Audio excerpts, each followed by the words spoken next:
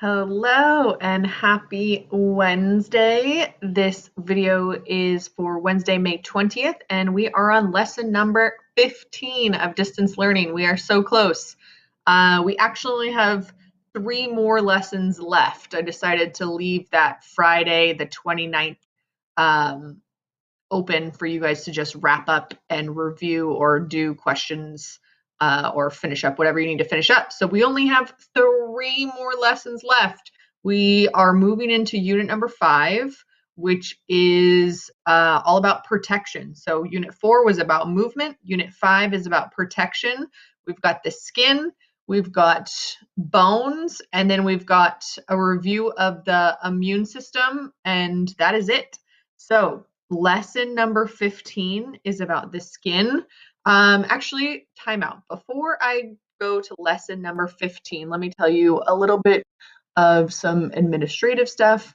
Even though I don't think very many people are watching these videos, I think you're just clicking on the lesson and doing the lesson, which is sad because there's lots of good information in here. So the good information that you need to know is that I have been keeping up with your grades. I am pretty much current. I think I still have lesson a little bit of 13 and 14 to do, but I am totally current at least through the submissions and resubmissions of 1 through 8. And I went through and gave the first 3% grade bump if you've completed all 1 through 8 of the lessons. The next grade bump will come 4% for the rest of them. So it'll be, actually it'll only be 17 now. So it'll be, 15, 16, 17. Yeah. So from 9 through 17 will be another 4%. And then the last 3% will come from those quizzes that we left off through the end of the year. So 10% is on the table and up for grabs if you're doing all of your work. But we are nearing the end. Like I said, the last day of instruction is the 29th. I put all of the due dates for the 31st, Sunday, May 31st. But I have to have my grades submitted for the end of the semester on the 2nd, on June 2nd. So I'm asking you, please, if you're going to do this work, don't put it off. Start submitting, get what you need done so that I don't have a huge flood of grades coming in on the 31st that I have to grade in 2 days. So my other side note was lesson number 11. I'm seeing a bunch of people skip this one, like you're doing 9, 10, you're skipping 11, and then you're submitting 12 and 13. And we tested it at our Google Meet last week on Friday, and it worked. And it's super simple. So I don't know if you guys are intimidated or think it's a lot of work, but for this last apply section, you're only choosing 4 of these muscle groups. I think there's 8 of them here. You choose 4, you fill in the action and activity, and then you just click this link.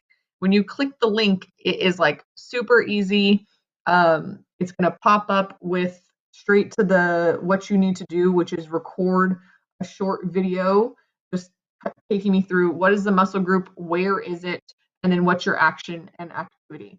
So don't be intimidated. If you want that grade bump for 9 through 17, you're gonna have to do number 11. So if you have questions about it, email me or come to our Google Meet on Friday and talk about it. But it's super simple, but don't miss this step where you have to record in the screencast if I submit.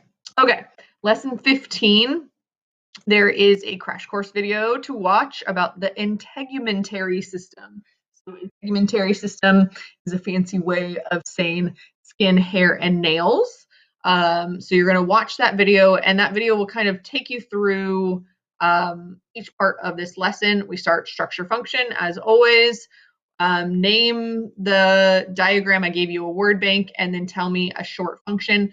Please don't copy and paste. It is very obvious, and especially if you don't even change the font of where you're getting the information from. So use your own words, keep it short, keep it snappy. It doesn't have to be a big long paragraph. I don't want it to be a big long paragraph. Put it in your own words. What is the function of each of those structures?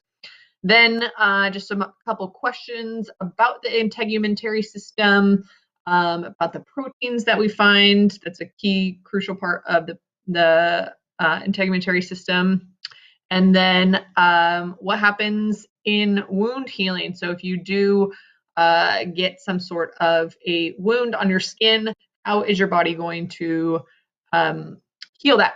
So 4 stages, name them, explain them.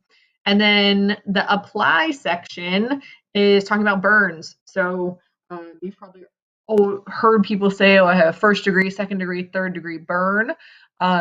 You're going to look at the examples and the pictures and then decide what degree burn it is, and then what structures are being damaged. So looking at the kind of cross-section diagram, what structures are being damaged. So that's it for lesson number 15, which is all about the skin and the integumentary system. Bones are up next.